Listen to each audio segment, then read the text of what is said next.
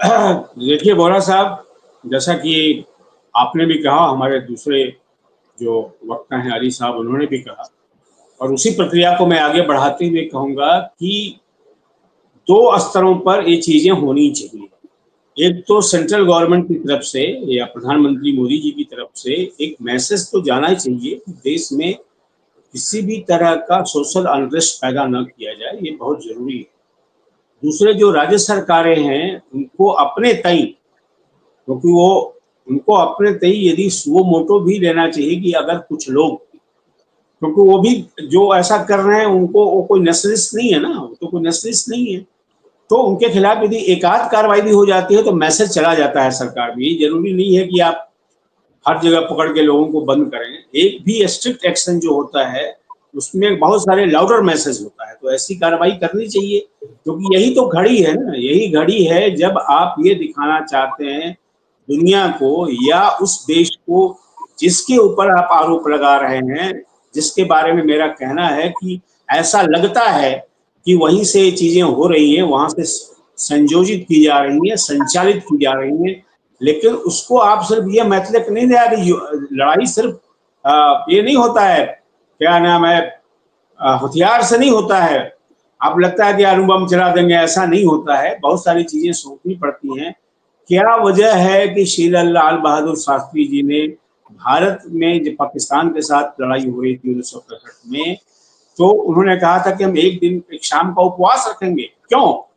तो सिर्फ ऐसा नहीं था, भोजन नहीं था, ये था कि देश में देश के लोग पैशनेटली जो है, भावना के स्तर पर, जज्बात के स्तर पर एक महसूस करें देश के साथ। सिर्फ भूखे रहने की बात नहीं थी, एक टाइम का खाना खाने की बात नहीं थी।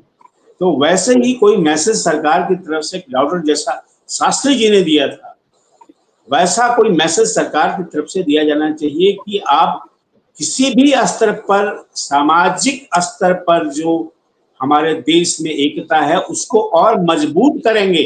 कमजोर करने की तो बात ही नहीं है।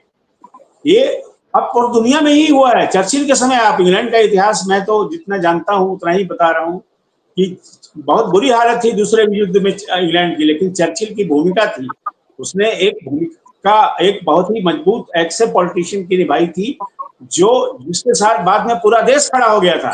फिर तो सामरिक रूप से तो आप जर्मनी के सामने बुरी तरह पिट रहे थे, लेकिन जब देश यूनाइट होता है, जब देश लोगों की भावनाएं जुड़ जाती हैं, जज्बात जुड़ जाते हैं, वो जो देश प्रेम की भावना है, देश प्रेम का मतलब होता है देश के प्रति सभी लोगों के प्रति प्रेम। देश प्रेम कोई आइडिया तो है ही, आइडिया है, लेकिन उसका मूल मतलब होता है कि देश के हर वासी के प्रति प्रेम। और उसको कोई, जिसको कहते हैं अंग्रेजी में एक शब्द है अदरिंग, कंसेप्ट है कि आप अदर पैदा करते हैं, दूसरा पैदा करते हैं आप।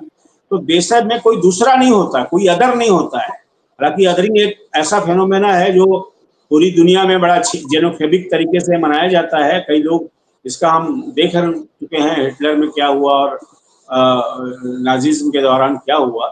तो जो जेनोफेबिज्म है वो एक अदर पैदा करता है, दूसरा पैदा करता है, और अपने भीतर से एक दूसरा पैदा करता है। तो ये एक कॉन्सेप्चुअल है जो हमेशा हम सोशियोलॉजी में या इंटेलेक्चुअलिटी में या पॉलिटिकल साइंस में देखते हैं कि प्रोसेस ऑफ अदरिंग नहीं होना चाहिए।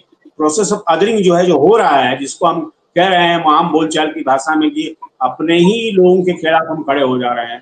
खड़ा होना चाहिए किसी दुश्मन देश के खिलाफ, और खड़ा हो जा रहे हैं अपने ही देश के लोगों के खिलाफ।